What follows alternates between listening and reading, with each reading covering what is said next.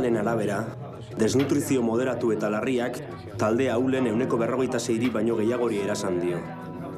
Talde ahulak, haurrak, adin ugalkorrean dauden emakumeak eta zaharrak dira. Osasunaren mundu erakundearen arabera, beraz, oso egoera larria da.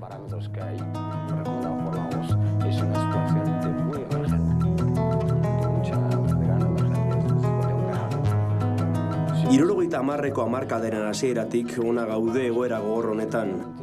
Sufrimendu latza da, baina harrotasunez eutsi diogu. Gure borondatea sendo-sendoa delako, erabatekoa.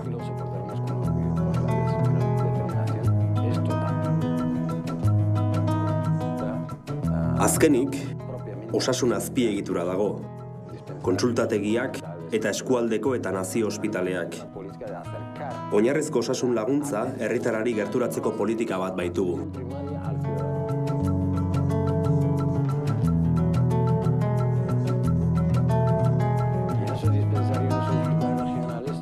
Honen baitan, prebentzio programa batzuk ere badaude.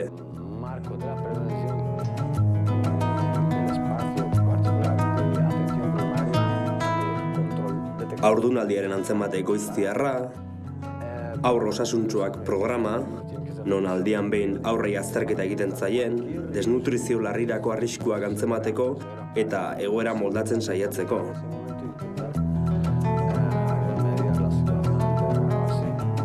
Animaliekin bizikidetza osasungarria bermatzeko programa ere badugu, wilaia guztietan albaitari taldeak eratu asmo dituena.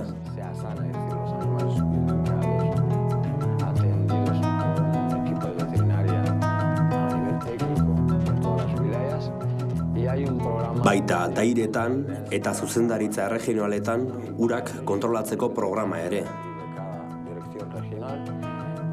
Era berean, gaixotasun kronikoak aldian behin atzemateko programa bat ere bada.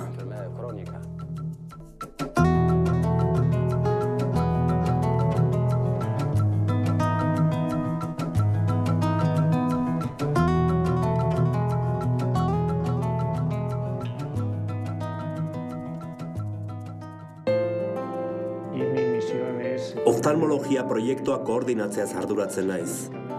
Hau da funtsean, urtero kanpamentuetara 2 kirurgia batzorde bidaltzeaz. Kanpamentuetan gaudenean, ahalik eta kasu kirurgiko eta mediko gehienei harrera egiten saiatzen gara. Patologia mota guztietako 100 ebakuntza egiten ditugu. Begila osoaren ebakuntzak batez ere. Beraz, guztira, 200 kirurgia inguru urtero, eta kontsultan 600 eta 1000 gaixo artean hartatzen ditugu. Teknika estrakapsularra esaten dioguna, begila oso gogorretan erabiltzen da. Espainian, zorionez, jendeak garaiz egiten du ebakuntza, eta ez dira horren begila oso gogorrak osatzen. Era horretako begila osoa tratatzeko behar den teknika zahartzat jotzen da Espainian. Pako musikazioa, deritzon teknika modernoagoak gainditu duena.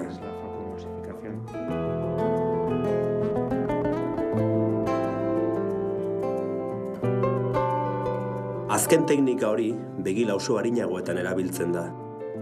Hemen, Pakorekin hasi gara ebakuntzak egiten, jendeak konfiantza duelako gugan. Ikusten dute kirurgiak funtzionatzen duela, emaitzak onak direla, eta prozesua aurreratzen dela. Lehenago, oftalmologoarenera ia itsu zeudenean bakarrik jotzen zuten. Hala ere, oraindik estrakapsularrak egiten jarraitzen dugu.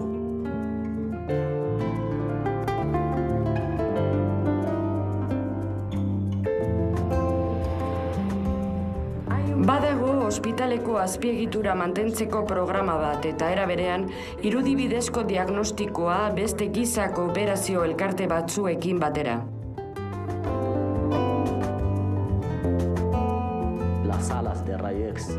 Ixeizpien aretoak eta laborategia. Kontsulta medikoa, mundu bat izeneko erakundea konpontzen ari dena. Patologietako bat arnasbideen arazoa da, hautsak eta klimak eraginda. Esaterako asma. Beste bat, beherakoa, parasitoek eragindakoa. Anemia ere, burdinarik ezak sortua. Azken arazo horrek emakumen 180 hartua du. Arazo zeliakoak ere badaude, burdinari eta proteinei dagokienez dieta orekatua ez dagoelako, edo uraren egoera,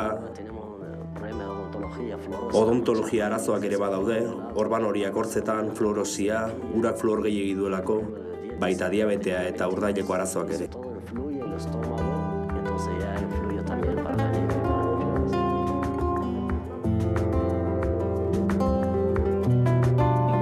Zenbaitetan, oxigenorik ez dagoenean, ez dugu behar adina baliabide. Ez dugu behar adina baliabide bizitza bat salbatzeko.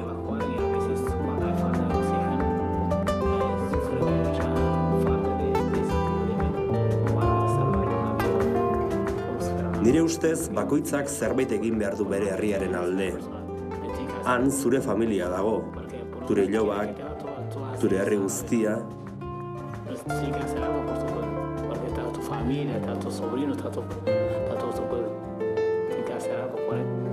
Independientea bazara, ez gara aritu behar medikuak munduko beste alde batzuetatik ekartzen. Guk geuk egin behar dugu. Eta xede hori dute, hain zuzen, jendea prestatzeko eta pedagogikoki berritzeko programek. Eskola bat sortu genuen, osasun arloan ditugun beharrak asetzeko. Erizaintza orokorreko 3. prestakuntza plana da. Gasteizko udalak matendutako eskola da, eta pedagogiako materialak prestatu ditu. 1., 2. eta 3. urteetarako liburuak. Marilo eta Luzie irakasleek egindakoak. Halaber, eskolako eta etxeko materialak mantentzeaz arduratzen da. Baita elikaduraz, ibilgailuez eta abarrez ere.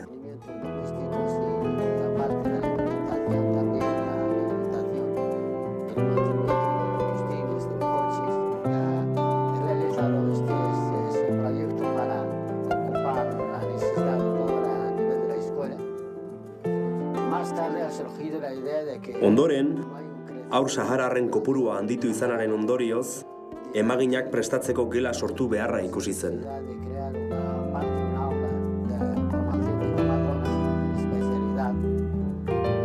Eskola sortu zenez geroztik, 150 ikasle baino gehiago graduatu dira, eta kontsultategietan eta eskualdeko eta nazio ospitaletan ari dira lanean.